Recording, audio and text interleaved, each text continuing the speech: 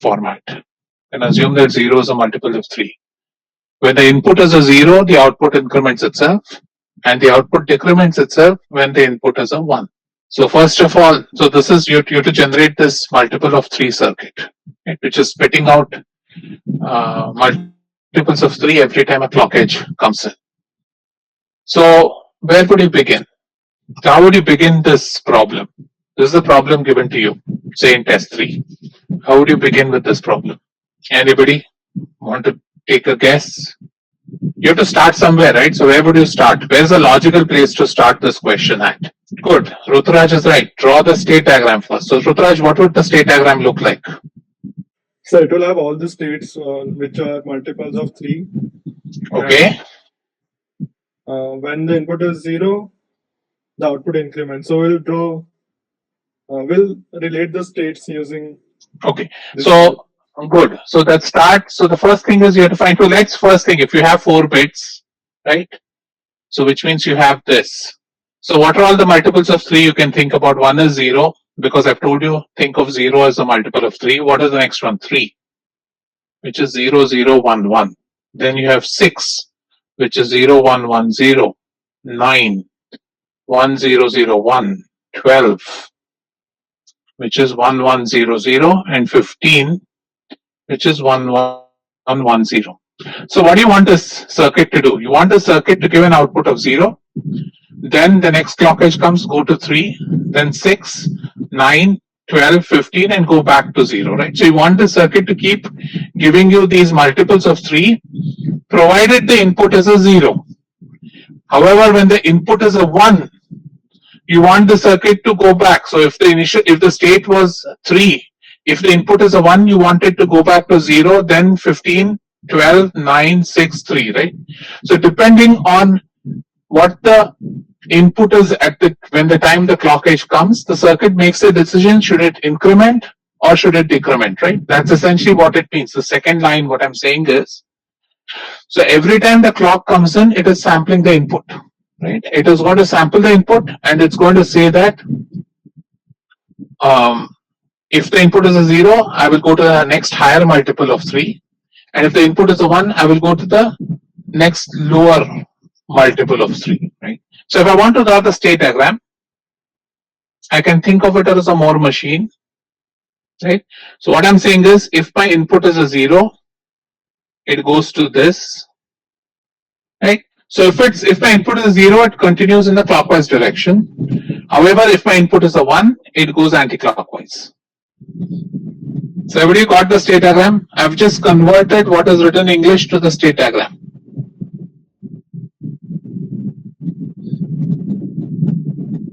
Right? So far so good, right? You've understood that this is the state diagram. Now the question is, now let's think about implementation of the circuit. Yes, Manav, when it is at 0, if 1 is given, then it is going to go to 15. Remember, digital numbers, binary numbers are in a cycle, right? So you go 0, 1, 2, 3, 4, 15. What is the next number after 15? Goes back to 0, right? When you have 4 bits, you're going to have circles of 15, 16 numbers. Right. So this is what I'm saying is how I would very simply implement. Suppose I think of a Moore machine, right, where the state is the output of the system, say. In this case, I'm taking the state of the system and saying that's its output, right? And so I'm saying is I can think of this machine as a 6-state machine where every state is nothing but the output, right? And so I go in this direction when it is a 0 in the clockwise direction, and I go anti-clockwise when the input is a 1. Right? So now suppose I were to do this, right? So what is the kind of hardware I need? First of all, how many inputs are there? 1. How many outputs? 6 or 4? Right. Output is still a 4, right? Because all we are doing here is taking the state and saying the state is the output. So the output is still 4. It's just that the state just becomes the output. Right? It's a Moore machine. So to implement this, how many flip-flops would you need? If you had to implement this state diagram, how many flip-flops would you need? 4, right? Because you have coded in a state as 4 bits. Right? Now, is this the most optimal way of designing this circuit? Right. Ashutosh, can you justify why not? So, like, there are six states, so we can reduce the number of flip-flops and code it. Very good, very good, right? So here, what you see is the circuit essentially has only 6 states. So by using 4 flip-flops, you're actually, so what are you doing? So remember, what are we doing here is, if you think about a Moore machine implementation, it had 6 states. So either I can code my state as 4 bits, right? And then my output just becomes the state what it is. Remember, I have only 6 states. So if I have only 6 states, how many flip-flops, what are the minimum number of flip-flops I would need to implement a circuit that has 6 states? 3, right? Because if I code it up as a gray code or something like that, then I would need only 3. So essentially what happens here is now I can think of this circuit as something like this. I will call them as 6 states and I will draw the circuit diagram, I'll draw the state diagram like this. I'll call them S0 state with an output of 0000, S1 with an output of 0011, S2 with an output of 0110, S3 with an output of 1001, S4 with an output of 1100, and S5 with an output of 1111. And I have the same flow. That is, when it is 0,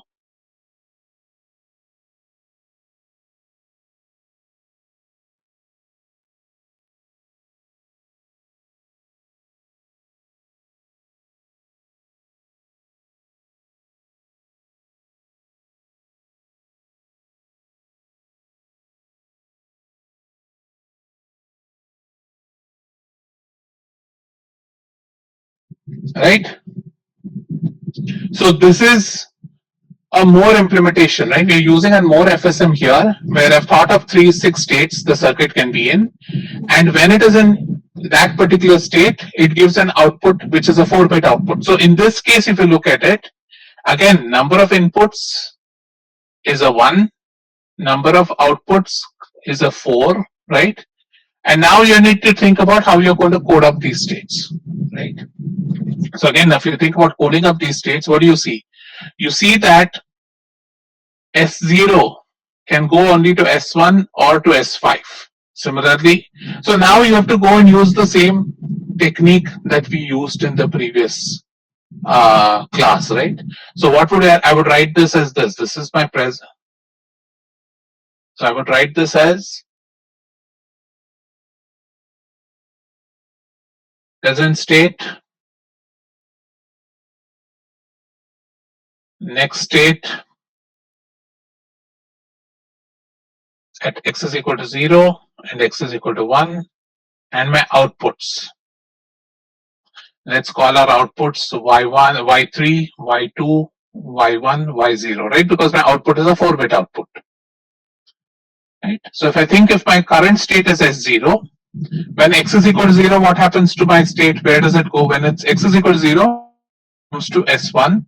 If x is equal to 1, my state goes back to S5, right? So the way I would design this circuit is I would say S1 or S5. And when the current state is 0, 0, 0, right? Again, now I will have 2 values of outputs, right? This is when x is equal to 0, this is when x is equal to 1. So what we are saying is that when it goes into S1, my output is 0011. When it goes into S5, my output is 1111. So this becomes 0011, 1111. Right? Similarly, if I am in S1, I go back to S0 or S2. So you can fill up this table as, if I'm in S1, I go to S2 if x is equal to 0, go back to S1 when x is equal to 1. When it's S2, I go to S3 or so this should be S0, this should be S1. S4, S5, S3. No, sorry. S3 goes to S4, goes to S2. When it's an S4, it goes to S5 or goes back to S3. And when it's an S5, it goes to S0 when x is equal to 0 and goes back to S4 when x is equal to 1. Right? I'm just converting the state table to the state transition table, right? So this is a state diagram and converting the state diagram to the state transition table, right? And similarly, you can fill in the outputs. When it's in S2, right? S2 is what? The output is 6, right? So this goes 1, 1, 0. S0 output is 0, 0, 0, 0. When S3, what is the output? S3 output is 1, 0, 0, 1. S1 output is 0, 0, 1, 1. S4 output is 1, 1, 0, 0. S2 output is 0, 1, 1, 0. S5 output is 1, 1, 1, 1. S3 output is 9, right? So 1, 0, 0, 1. S0 goes to 0, 0, 0, 0. And S4 goes to 4 times 12. So that's 1, 1, 0, 0. So this is your transition table for the circuit.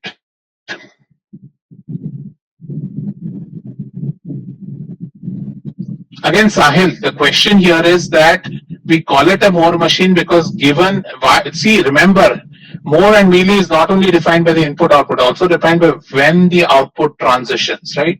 So in the Moore machine, the output transitions at the clock edge. So the output is a function of states only, right? And hence it is a Moore machine. Right, so now I have this circuit. Now the question is, how do I code up S0 to S1? Now, because I see that my S0 can only go one step ahead or one step behind, I will use a gray code here. So let's assume gray coding. So if I assume gray coding, I can write my states as S0 as 0, 0, 0, S1 as 0, 0, 1, S2 as 0, 1, 0, S3 as 1, 1, 0, S4 as 1, 0, 0, and S5 as 1, 0, 1. Right? So from now you can continue the path, right? Once you have defined what S0 is, then you have 3 inputs for S0. So the next table would essentially be present state. You need 3 flip-flops. So present state, A, B, C. Next state, and the input is X. Next state, A, B, C again. And output. Y3, Y2, Y1, Y0, right? So you fill in this table and then find out the Boolean expressions for all these, right? All these 7 variables, you find out the Boolean expressions in terms of A, B, C, and X, and then you draw the circuit. Is that clear? So the process beyond this is pretty mechanical. This is what we discussed in the last 2 classes, right? Now that you have the state table in front of you, all you have to do is code it up and then start designing the circuit, right? Now the advantage here is, if you look at this, each every input is a 4 input variable, right? So we can do K-maps much easily. If you had gone with this coding, then you would have a 5 input variable. And so you'd have to use a 5 input K-map.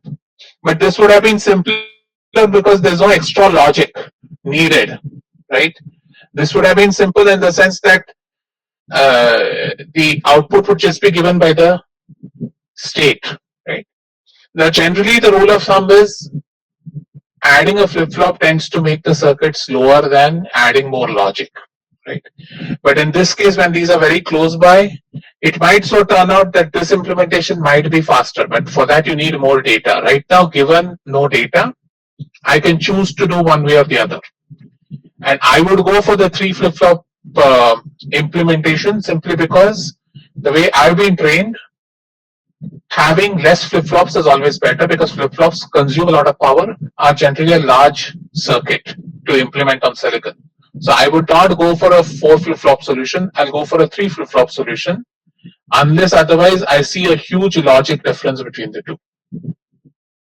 Everybody follow this question? So you can, so all again, always when a question is given to you, the first step you need to think about is how does the state diagram look like? Because once you have the state diagram, then the rest of the stuff to get to the circuit is mechanical. Reduction of states, coding up of states. So remember what we discussed in last class, right? Once we have the state diagram, then we reduce the number of states, encode the states, and then solve the Boolean expressions, get to your circuit. Correct? Any questions in this problem before we go to the next one? So beyond this is mechanical, so you guys can solve it. I'm not going to solve the rest of it for you. I just wanted to set up the question from what's written in English to what to DD. Any questions or any clarifications needed in this question?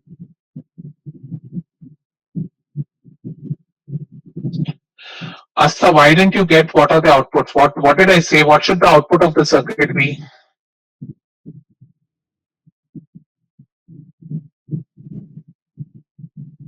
Asta, what is the output of the circuit? Number of states are 6, right? No. I'm asking a first question. What is the output of the circuit? Let's first get that clear.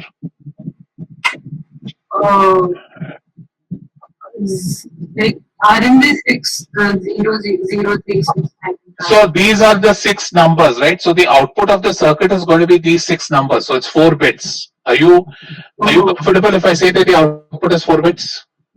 Yes, sir. Right? So the output has to be 4 bits.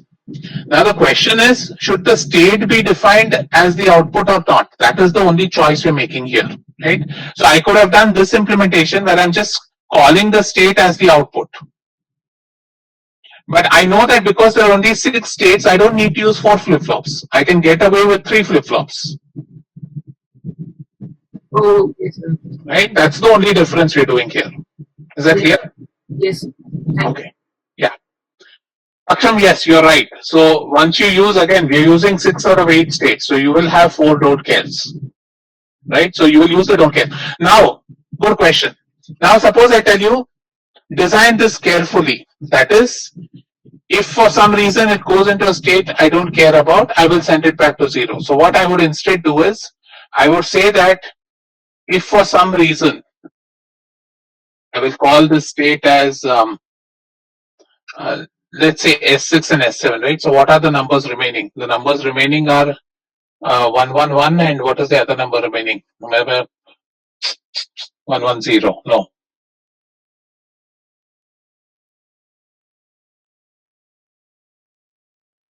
011, right? Shouldn't S2 be 011 for the recording? Sorry, did I make a mistake here? Yeah, sorry, you're right. So S2 would be, no, yeah. S2 would be 011, correct? Yeah, sorry guys, let's do the coding again.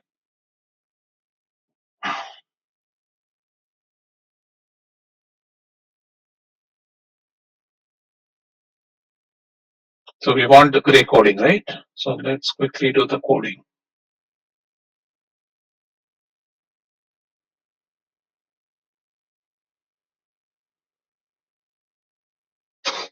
So S0 is 000, S1 is 001, S2 is 011, S3 is 010, S4 is 110, S5 is 100, S6 is going to be 101, and S7 is going to be 111, right? Now we are going to use only these states, right? We are going to use only states 000 to 100, right?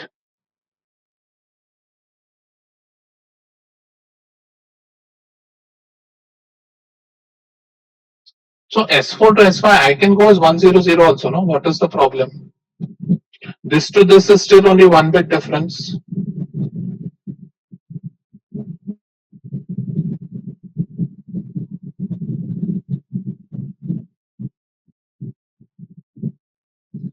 Yeah, you can go 111 here also and then go 101 and then 100. That's also fine, right? The other way to code this would be 111 here, and then you would go 101 and 100. That's the other way to code this up, right? So anyway, my point was that you are picking six. You're picking 6 out of 8 states. So there are 2 states which are not going to be used. Right? So what I would do is, I would say that if by chance it goes into S6, I will give it an output 0000 and send it here independent of what my input is. If my output, if I able to send it into S7 due to some weird due to some noise or something, suppose one of the flip-flops flips unintentionally, right? And it sends it into these states which are not defined. I would, a safe circuit to design would be this. That is, if it goes into these indeterminate states S6 and S7, I will ensure that in the next clock pulse, it is sent back into a state which is part of the main state diagram, right? So in this case, what I'm ensuring that if by chance some noise comes in, if by chance one of the flip-flops misbehaves, in the next clock, the circuit corrects itself. So there will be a delay in the output, but immediately the system will correct itself. And the way I'm correcting is I'm resetting the system. So if in case it goes into these indeterminate states, I'm saying, okay, reset the system and send it back to S0.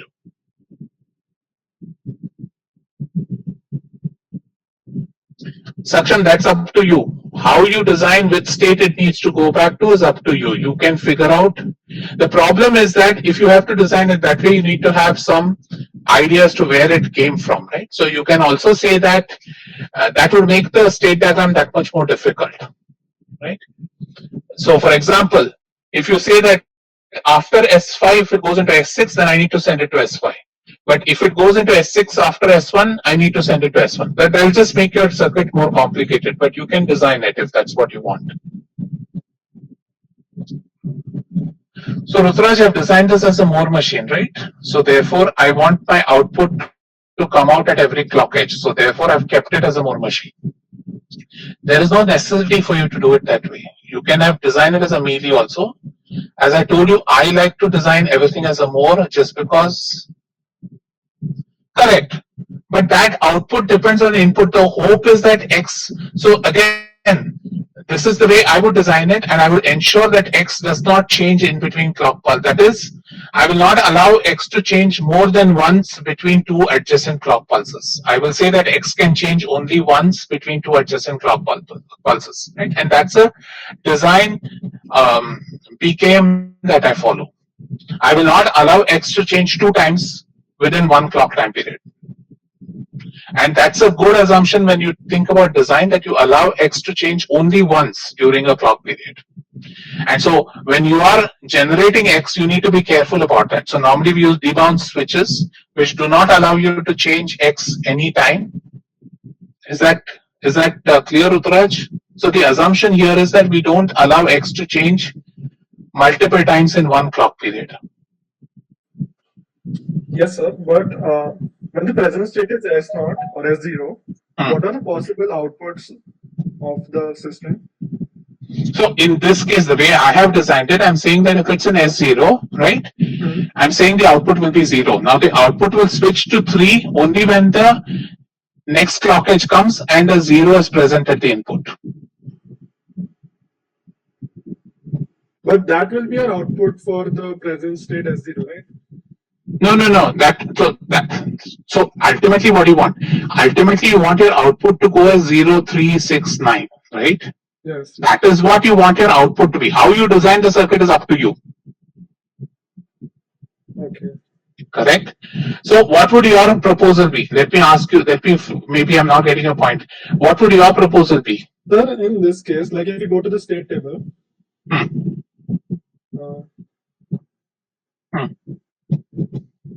so in this S0, the output for X equal to 0 is 0011. And for X equal to 1, it is 1111. Right. So in the state diagram, we will draw the transition line itself, that 0, 0/0011. Right, you can do that. That's so you, instead of implementing this as a more machine, you could instead write this. So suppose I want to implement it as melee, you would do that. What you're essentially saying, right? You would write this as oh God, same color. You would write this as 0011. You would write this as 1111, not 1111. Whatever, 0000. Right? You would put this output onto this here, and that is a melee interpretation of the machine. And then you would remove this. You would remove that. Right? That is also fine. But that is a melee output, right? So in this case, what happens is, in the melee output, generally, again, as I said, one of the basic tenets of design is like to keep everything more so that your outputs are aligned to the clock. Right? So it's a safeguard we have when we are designing multiple sequential circuits one after the other. It is not wrong right now because I didn't specify whether you have to use a melee or a more. Right? So technically, your answer for the question is also right. But I'm just saying a good design method is to keep it as a more machine. Okay, sir. Got Okay? it. Yeah. Yes. Thank you. Manav. So suppose we have more states and we correct it by reset and include delay. Yes. Yes. Manav, that is a delay, but I'm trying to ensure that the circuit doesn't go and sit in a state where it's not supposed to. Right? The assumption is that the probability of it going into these two states is very low. And so when it goes into those two states, I will push it into a valid state quickly. That's the assumption I'm making. Okay? Yes, sir. So actually, I was trying to, sir, can you hear me? Yeah, go ahead. Yes, sir. So I was trying to understand, like, so how will I decide like which state I have to push it back to? So depending on the number of states that I have, like this is a very small circuit with less number of states. So here I can put it back to zero, and in few number of steps, either if it go clockwise or anti-clockwise, it will come back to let's say the state which was before that misstep. But sir, if I have a large circuit, then it will take some time to correct itself, and I have to account for that also. Yes, So, and you have to, go ahead. Yes, sir, it will also, but if I am going to account for that, then I have to make sure that I don't put it back to zero, but I put it back towards to the state which was before that misstep, and that will account for more logic. Yes, exactly. That's what I was trying to understand, because there is a huge trade-off, because logic, if I try to get it back to that initial state, then I think it would be more cumbersome than that delay and reset. So that's what I was trying to do. Is it optimal to always get it back to zero? Because no, it is not optimal. It is just easier. It is not optimal, right? You as a designer can pick and choose what is optimal. I just picked this because this is easy for me to think about. I'm just resetting the system. Okay? All right. Before I run out of time, let's do the next question. So this is the fun question. So read the question first. So you have to design a machine that has a single input X and a single output Z. Okay. The output is asserted after each 4-bit sequence if it consists of binary strings 0110 or 1010. Right? So we want to detect if 6 or 10 are present in every 4-bit. Right?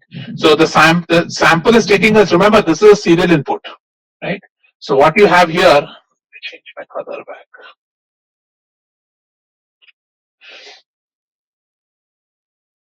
What you have here is a serial input.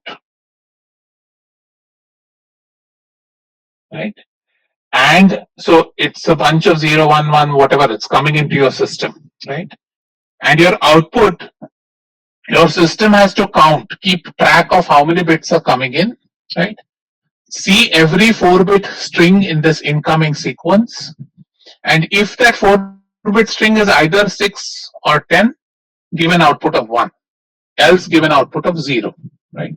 So this is the circuit I want to implement. That is, every 4 bits, I will sample the output and see if it's a 0 or 1. So I'm detecting. This is a sequence detector. It is detecting a particular string in an infinite input string.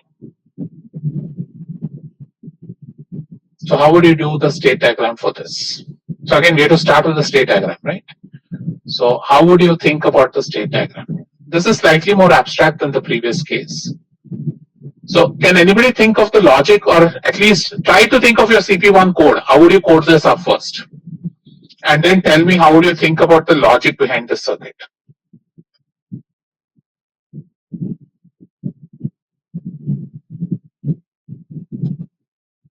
No, Asta, it won't be 3 flip-flops in series.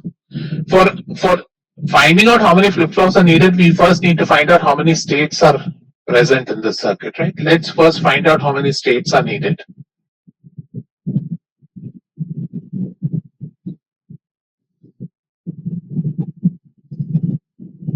So how would you implement this in CP? All the computer science folks here, all the triple guys who want to do a career in CS, tell me how would you implement this? How would you write the logic if you want to code this up? No, don't worry about the hardware right now. Tell me what is the logic behind this? How would you implement this circuit? So Harsh, the problem is the inputs are coming one at a time. You don't have all the 4 bits available at one time. Right? Your input is only, every clock pulse there is one input coming in. Everybody understand what a sequence means?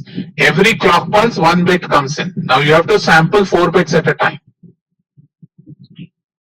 Stop after every 4th bit and then pause, go in reverse and check. So how do you stop after 4th bit? You don't have buttons available. How do you do it? Bit string 10 for the first bit string, second bit string is 1. So normally when we write strings, right, we will say which input it is. So it would be like, so this would be a first bit going into the machine, and then this would be how, or I would flip it around and write. If the previous 4 bits, correct. So Arvind, you're getting there. So how do you make that judgment of previous 4 bits? How do you do this? Remember, guys, the input is coming serially. You're not getting all the 4 inputs at the same time. You're getting input 1 bit at a time, right? So you have to think about how do you keep tracking that in your circuit has to track, or rather it should have a memory for 4 bits, right? So it should be able to track what is how the output is going to look like.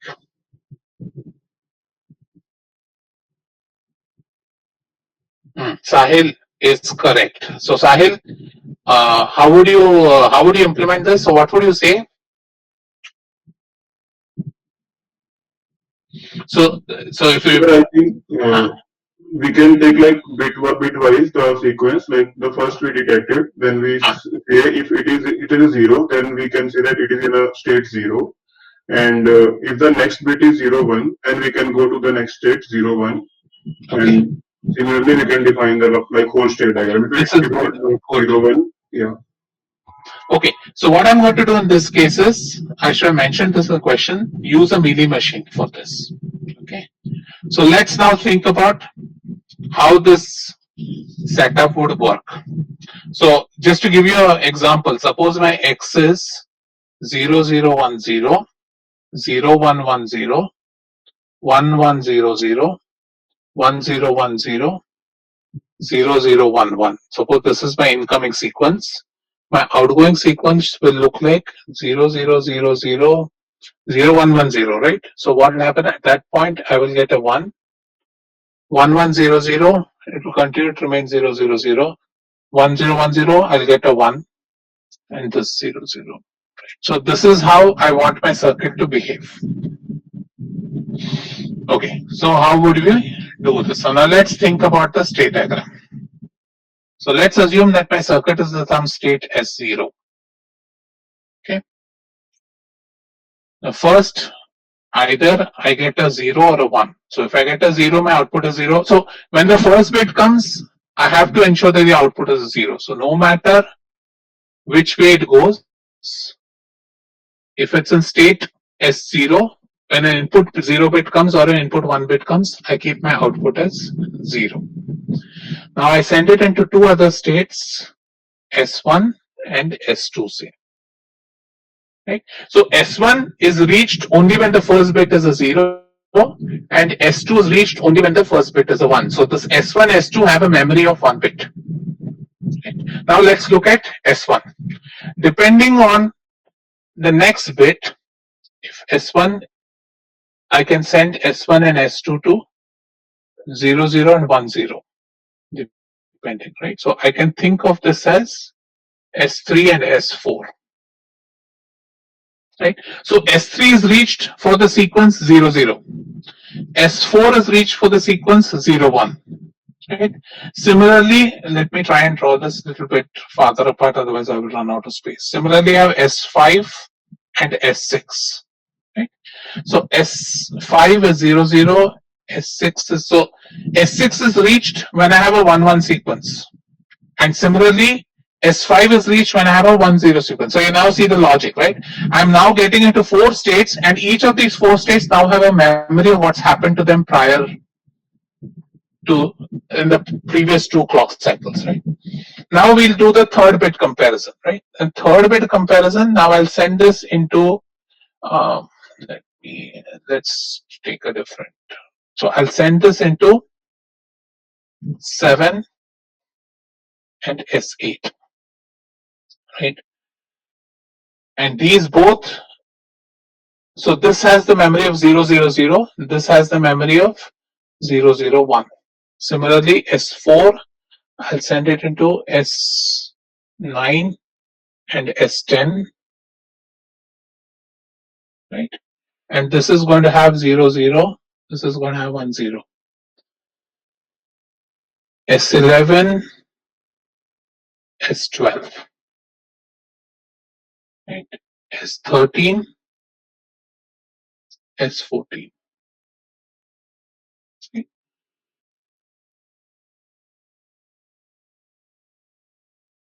So everybody following the logic. Now if I look at S7, S7 is reached only when my inputs are 0, 0, 0, 0, right? Similarly, S8 is reached only with the sequence 0, 0, 1. So these are basically all the different sequences using 3 bits. And so you see 8 states. Following? So there are 8 states here because this has memory of what the 3 previous bits are. Right? Now let's see what happens is that now if S7, now the 4th bit is coming in. So I know after the 4th bit I have to reset this circuit, which means I need to send this back to S0, right? So what I'm going to do is S7,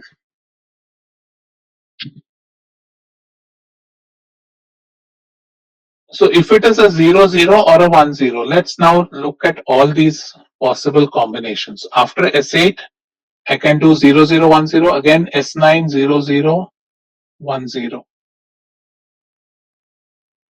0, 0, 1, 0. Sorry if it's a mess, but I'm trying to squeeze it all here. 0, 0, 1, 0. Oh, no, wait. Okay, let me redraw it again. So you guys remember this now? Or should I try it here? Let's see what's the best method. Okay, let me redraw it here just in case.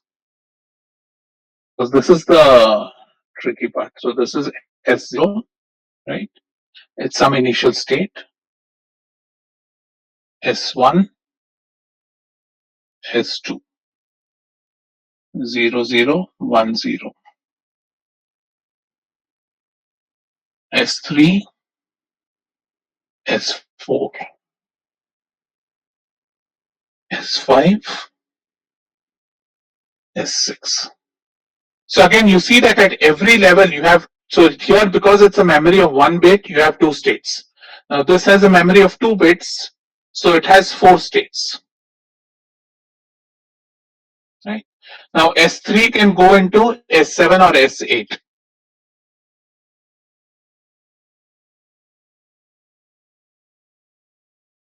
0 0 or 1 0 or 1 0. S4 can go into S9 or S10, 0 0 1 0. S5 can go into S11 or S12, and this is again 0 0 1 0, and S13 and S14. Okay. Now let's look at the two sequences we want. We want a 0 1 1 0 or a 1 0 1 0. Okay. So now let's try and see where would we be if we had seen this branch or if we had seen this branch. So let's track that. Right. If you track that, you see that if I want 0 1 1 0 1 1, so 0 1 1, right? So I would reach S10 if I had 0 1 1, right? And if I reach for 1 0 1, I need to go 1 0 and 1, right? So I would reach S10 if I had 0 1 1. I would reach S12 if I had 1 0 1, right? Now when the next bit comes in, now I can make a decision whether my output should be a 1 or a 0, right?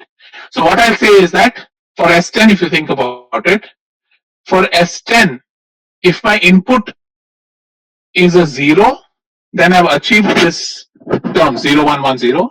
So I need to give an output of a 1. If I'm in S10 and my input is a 1, then I know it is not one of those two sequences, so I need to send it to 0. And both these eventually go back to S0, right? Because I'm resetting the circuit. So once this decision is done, once the output is given out, I will send my circuit back to S0. Similarly, when I'm in S12, if my input is a 0, then I need to give an output of a 1 because that would be the 1 0 1 0 term, right? And if my input is a 1, then it would be an output 0, and all this again goes to S0. Right? So again, my output has gone high only when my system tracks this path, goes S0, S1, S4, S10. When I get to that particular sequence, then I get a high output. Similarly, the other path is 1 0 1 0, right? That's when. For all other cases, if I'm in S7, independent of what my input and output are, so this is always going to be 1 0. Again here 0 0 1 0. This is going to be 0 0 1 0, and all of them go to S0, right? So eventually all of these are reset. This is also S0, that's S0. If you think about this, this is again going to be 0 0 1 0. This is going to be S0, that's going to be S0. And I can think of these two as again going into S0.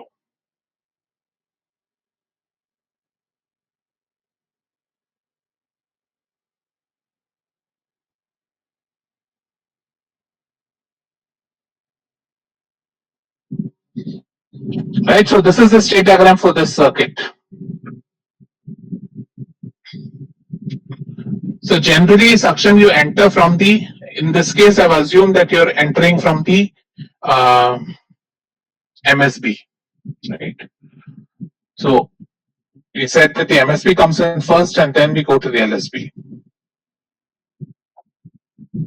Everybody following this, anybody has a question in how did I get this state diagram?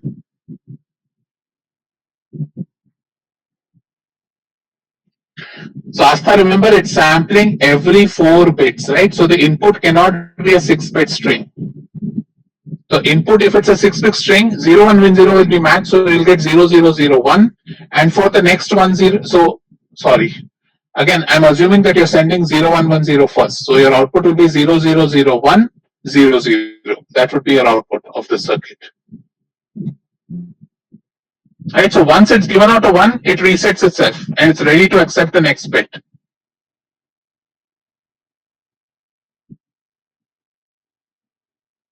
Okay, let me try and explain this once again. This is your initial state of the circuit, right? Again, what you want your circuit to do, you want your circuit to keep track of a sequence. So you want your circuit to have a memory about what are the incoming bits it's getting. So it has to keep remembering what's happening over the last 4 clock cycles and then make a decision on the output of the circuit, right? So what it's doing is, if I think about my initial bit, so if my initial circuit is an S0, which is a reset state, if it is a 0 or a 1, I will keep my output 0, but I will send it into 2 different states, because these 2 states have a memory of whether my first bit was a 0 or my first bit was a 1. Right? Now, if my first bit is a 0, again I can send it into 2 additional states, S3 and S4, in the next clock cycle, where S3 will now have the memory of 0, 0, and S4 will have the memory of 0, 1. Right? So S3 is reached with 0, 0 inputs, S4 is reached with 0, 1 inputs. Similarly, S5 has the memory of 1, 0, S6 has the memory of 1, 1. So what you're doing is, every state we are reaching it, and that particular state is reached for a given input sequence. And similarly, extend this logic all the way to the next state. So S7 to S14 can be reached, and each of them have a memory of the 3 bits that's coming in. That is, S7 has memory of 0, 0, 0, S8 has memory of 0, 0, 1, and so on and so forth.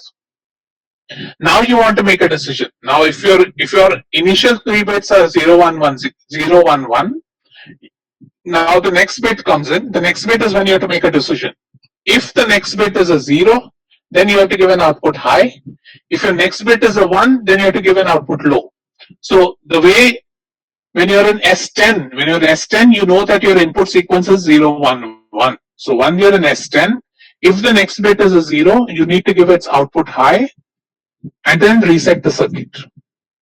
If you're in S10 and the next bit comes out to be a 1, then you know that that's not a sequence you want to detect, so you send it back to 0 with an output 0. The other sequence is 1, 0, 1, 0, right? So S12 has the memory of 1, 0, 1. And so now again, if the last bit is a 0, then you give an output of 1, else you give an output of 0, right? So now that you have a state diagram, you guys can now go ahead and reduce the state diagram and get the final circuit. So when I meet the following week, I'll start with counters and registers. So you guys have to figure out how to reduce this further, how to get the final circuit. Okay? All right, with that I'm done.